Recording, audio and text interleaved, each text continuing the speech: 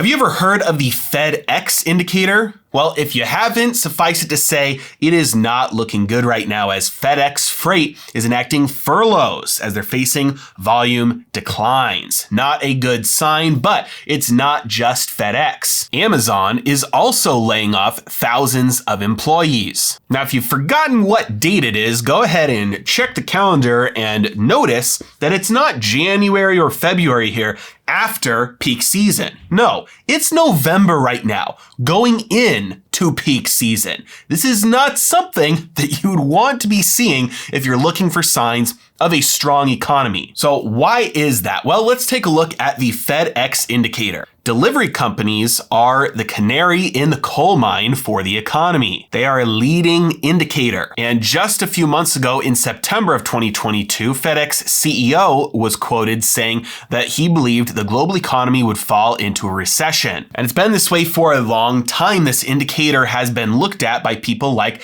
Alan Greenspan, one of the former chairmen of the Federal Reserve. When Alan Greenspan was the chair of the Fed, he spoke with Fred Smith, who was the CEO of FedEx at the time. He believed the changes in the number of packages that FedEx was shipping was a good indicator of the state of the economy. Now, I would argue that it would be a better indicator of individuals' perceptions of the strength of the economy, which then bleeds over into actual strength or weakness. Because if people are buying a ton of stuff online, shipping stuff, that doesn't necessarily mean that they're strong, the consumer's strong, or that the economy is strong. It just means they believe it is. So when we look at what happened the end of 2020, early 2021, when everybody was buying things like absolute madmen, spending money hand over fist because everybody thought they were wealthy beyond belief because a bunch of money had just been printed, guess what? They were all wrong. And everybody who said that the economy was really strong and burning hot, the wool was being pulled over their eyes by all the money that was printed by the Fed. Now, we've talked on this channel many times about leading indicators and lagging indicators for the economy, and specifically with employment, because for a long time,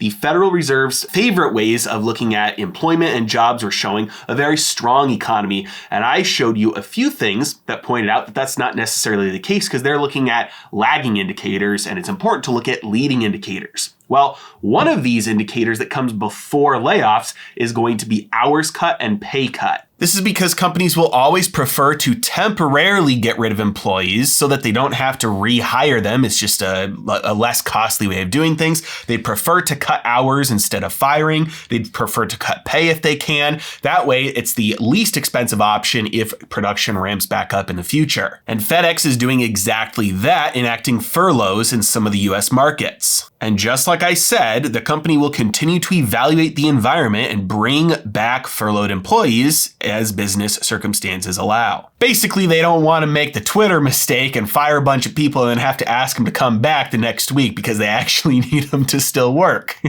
But the leading indicators of these types of things happening have already bled over into actual jobs being cut. Case in point, Amazon. Amazon is planning to lay off around 10,000 employees in corporate and technology roles beginning this week. This will be their biggest reduction in their workforce ever. Despite the giant number, the raw number, 10,000, it's still only about 3% of their corporate staff. It's also going to be eliminating jobs in its devices organization, which includes the Alexa devices. Now, Amazon is one of those companies that does fit into the camp of like the FedEx indicator because of, obviously people buy a lot of stuff from Amazon. They do logistics, they do a lot of shipping, but they also fit into the technology sector, which has also been getting hit pretty hard with layoffs recently. Meta, formerly Facebook, cuts 11,000 jobs as it sinks more money into the metaverse. Just like Amazon, this would be the biggest job cut that Meta has ever gone through. He points to things like increased competition and, importantly,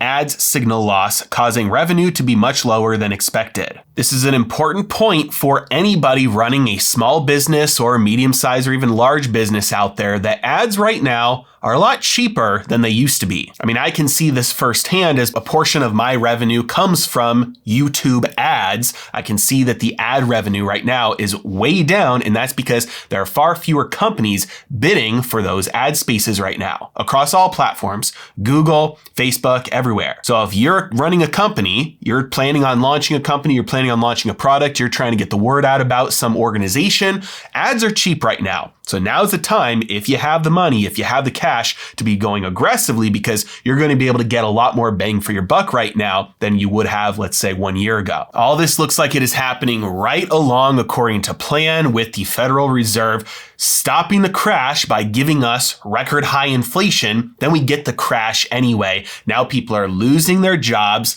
losing their pay, and people are going to become unemployed. That means more pain to come.